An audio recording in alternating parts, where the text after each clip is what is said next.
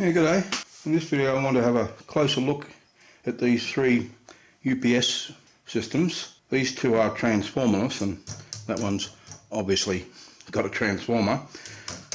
Big beautiful beast that is. I'm very much looking forward to getting her out and having a little fondle. I think she might be a very high quality transformer. I think she's got an electrostatic shield between the primary and the secondary, because there's a wire on the other side that comes out, just a single wire, and connects to the frame. So I think it's got an electrostatic shield, which is something you don't get in most transformers, so that's an indication of quality. Plus the other interesting thing is it's got three wires that appear to be in parallel, three windings. Now I don't know if they connect as one inside, but if they're separate windings then that opens up the possibility of putting them in series and getting different voltages out of it. So yeah, looking forward to getting her out. But I want to look at these transformerless ones especially, and that one's a bit too wild. This one's a bit simpler, I think, so I'll be looking at that one first. And I'm particularly interested in how, if any, there is any isolation from the incoming mains that they protect against failure of, and the outgoing signals. I'll show you what I mean.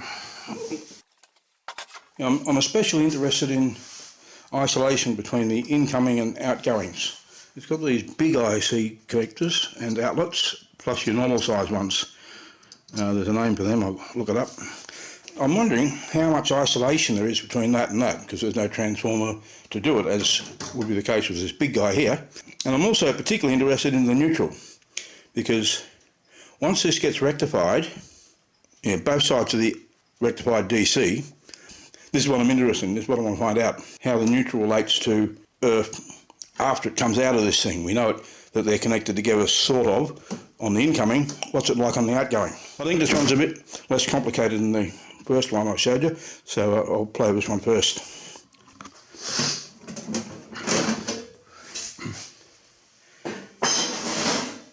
And I want to document all the connections inside this thing before I pull them apart and never be able to get them back together again. So look at that inductor. What a brute that inductor is. Beats my fist almost. Yeah, so I'll snip these connectors, start pulling them off after making sure that I've got on photos and video of what they connect to and where they go, and then get the boards out and maybe try and do a bit of reverse engineering of the interesting parts, like how the H-bridge works or whatever that is, and these output filters, how they work. Looks like we've got one board here and one big board over there. Plus we know where the battery connections are on this thing as opposed to that first one. It's all coming in on this. And we know that this is a 120 volt battery as well. Alright, so I won't bore you with all the details. I'll show you what I've got once I've pulled things apart. Yeah, so we've got a large current shunt sensor thing down there, I believe. And this here, which looks like a shunt, although it's a bit high, maybe its only purpose was to cable tie this in place, which is a bit odd. And over here we've got, oh, by the way, we have one third board. There's a daughter board there that's sitting vertically off this motherboard and held in place by that bracket. But over here we've got these two large wires going to a terminal block. I thought they didn't go anywhere because there's nothing on the outside, no hole for anything to come in. But when we open it up, we see there's a large disc-shaped component. So what's that? A mob? Be interesting to see what that is. So just a couple of points that I've noticed as I'm going along. I'll get back to tearing this apart. And there's it looks like the brains of the operation. It's the daughter board that was sitting there with this connector going to the display on the front panel, and this IDC cable going to here, a little board with a DB9 and a USB. We'll come back to that, but yeah, what's on here? It looks pretty busy. A couple of three large chips.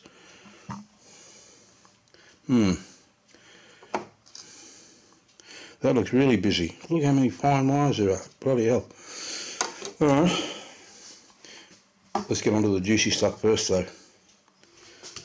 I don't like the way this thing's so flexy. It's so many heavy components on it. But let's have a look at the back side of it.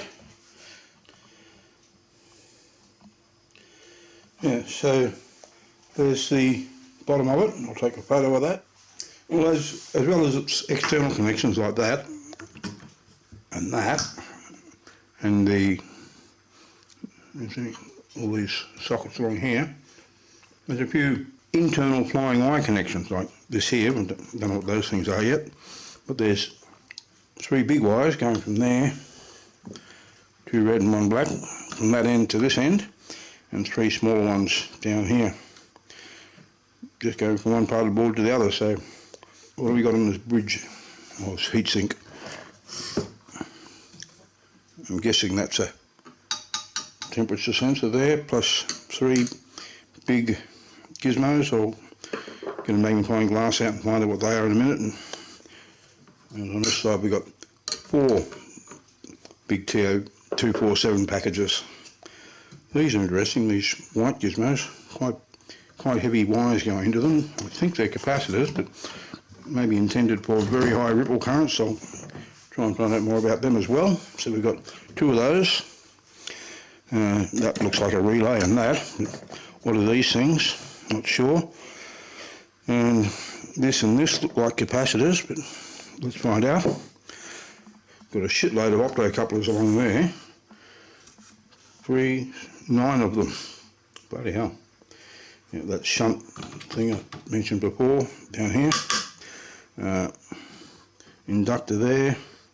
A little transformer or inductor there.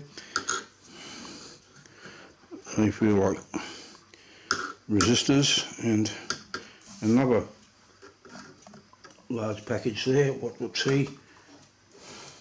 TO247, might be a diode or goop. Yeah, they're resistors, those 2 ceramic, and another one there. 1 smallish, largish electrolytic, another one there, a few over there. A few small electrolytics there, and even smaller here. Another shunt thingy down there. 2 watt resistors here, and 2 or 3 watts, a bunch of them around there. Another heatsink with a TO247 package as well. A couple of TO220 packages here.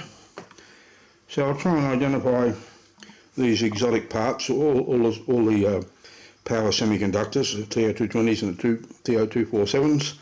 I'll try and identify this and these things, and the shunts and these 2 white contraptions. Okay, let's have a look at the parts on this board. We've got the big heatsink that's got 3 IGBTs on one side, plus a temperature sensor of some sort at this end, and 4 IGBTs on this side. That's another IGBT of the same type. Here we've got a couple of P-channel MOSFETs. Here's an N-channel MOSFET. That's a 7805 regulator. These things here, of course, are relays. And when I said these are inductors, I didn't have a very good look, did I? They're actually 2 cells forming a battery for this DS1302 real-time clock chip. And there's its 32 kilohertz watch crystal. Some parts I couldn't find any information on. Here we've got 2 diodes, can't find anything on them. These inductors are made by a company called Falco, but I can't find information on them. These 2 capacitors, very strange, they've got very heavy leads. Can't find any data sheets on them, but I've discovered that they're what's called bus link capacitors, and they sit across the power rails going into things like inverter bridges, like there, and absorb current and voltage spikes which might otherwise damage the MOSFETs, something like that. That one, and that one are normal optocouplers, a LED and a photo transistor. But these 3 and these 4 and that one, so 8, the ones that are associated with the IGBTs, are IGBT drivers. They're actually a circuit. They require a power supply between 15 and 30 volts, and they drive the IGBTs, but with isolation, optical isolation. Also isolation are these two current sensors. They use Hall effect. They also need a 5-volt power supply, and there's isolation between the current they're measuring across those two big pins and the output. So there's a bit of isolation going on in this thing. We've got, and it seems to broadly go through that optocoupler, probably through that transformer, through all these optocouplers. The relays also provide isolation, and through the shunts or the current sensors.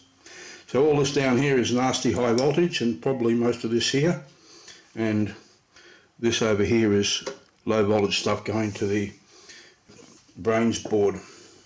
Down here there's a chip which is a pulse width modulation controller for DC to DC converters, and it's almost certainly driving this MOSFET, but there's no inductors around there.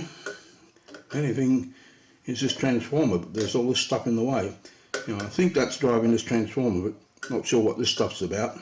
I'm thinking this whole business down here is high voltage driving this to drive that transformer, and on this side we've got low voltage power supply for all that stuff and the daughter board with all the brains on it. This little optocoupler, these two wires seem to come from the nasty side and go just to that optocoupler, but why so thick? There's a few parts on the other side, mostly just diodes and small resistors. There's one op amp around here somewhere, I think, either that side or that side, but yeah, mostly passive components. The high current connections to this board, well, the battery comes in here, negative and positive, and then there's 3 high current leads going out to the second board, which we'll look at shortly. There's these two, and there's a white one on the other board that comes down to the spade terminal here. Now that is labelled neutral, that's labelled live, and that's labelled load. So it seems that the incoming AC goes into here. These relays decide whether it's going to go back out through this load wire to the outputs of the UPS, or whether the battery is going to be used to invert through the bridge and this filter, and then that goes out to the AC output on the back of the thing. I'm guessing this relay and perhaps this MOSFET has something to do with charging the battery. Oh, and how are these driven? Well, there's on this board here there's a ULN2003 Darlington driver array, so I imagine that's what operates these relays. These two here are 12 volts coils, and these two are 24 volt coils. Yeah, I think that covers it. Let's have a look at the other board. Right, now let's have a look at this area, particularly this board here. The battery leads come out here and also go to this external connector for extended battery power, and also go to here, and the output from the batteries into the inverter goes to that black and red terminal over there. Everything else, like these guys and this interconnect that goes between that board and this board, is mostly low power stuff, signal stuff. Another one down there. The only other high current stuff is the AC. This is the neutral wire that comes from this board and goes to the spade terminal down there. The live goes to that spade lug, and the load output from that goes to a spade lug down here. So I think I'll try and expose this thing, get this board out of the way, and have a look at the wiring on the AC side of things, the AC input and the AC output. Alright, this little board with the USB and DB9 has got a brain on it by the look of things, and 2 IDC cables, one that goes to the far end of this board, one at this end, another IDC cable that goes to this black thing at the top here. I don't think anything went into there. Yeah, good how they use different types of connectors so you can't get them crossed up. just as they did for the mains power. This spade, this one going from this board to that board, and the others coming back from that board. So you didn't have two of these going from one board to the other and two spade connectors you could get crossed up. You can't get it arse about when you've got the wires originating from different boards, which is really important for active and neutral. So yeah, neat trick. Try and get this out. Yeah, this thing just clipped on to here. There's nothing in it. Some option, COM port, and there's the connection it went to this little board. So now we can see what's going on down in there. I want to get that board out. I think the easiest way to do it is just disconnect everything that can be disconnected from it, like this. All the outputs go to this big blue connector. We'll look at the wiring on that later. And it goes into the board at the bottom. I have to disconnect these two that go to that mob over there. Yep, top one goes to the one most this way, and the bottom one goes to the one most that way. The only other thing to disconnect is the neutral and live from the incoming. The incoming live goes to spade connector marked L down there, and the neutral goes to one marked N down there. The earth from that and all the earths over here all go to 3 bolts into the case, into the frame. So I think now I can remove the screws that hold that board down and get it out. And there it is, out of the unit. And here we've got all these outputs are in parallel. All the grounds, all the neutrals. The only thing it's, the neutral come to these 4 white wires here, which on this board are all joined together. The line comes out in 2 groups. They're separated, load segment 1, load segment 2, and this relay seems to switch on load segment 2. So maybe load segment 1 always gets power for critical things, and load segment 2 can be cut off if the battery's running low or something. That's my guess. We'll have a close look at this board. Right, there's the input-output board. The incoming AC goes here through common mode choke and filter capacitors, a couple of mobs. I think they're in parallel across live and neutral. This one's from live to earth via this bolt that goes to the frame. I think these 2 relays, one's live, one's neutral. This here is a switching regulator on the heatsink. There's his inductor down there. There's an optocoupler here, a current sense transformer, and 5 relays. I suppose that this power supply here provides the volts for these relays, which are all 24 volt jobs. And yeah, not much to it. So to answer my original question, I'm pretty sure that the neutral coming in connects to the neutral going out, subject to whichever one of those relays is for neutral connecting it. The neutral goes all the way to there, and there's just a relay between that and this, I think.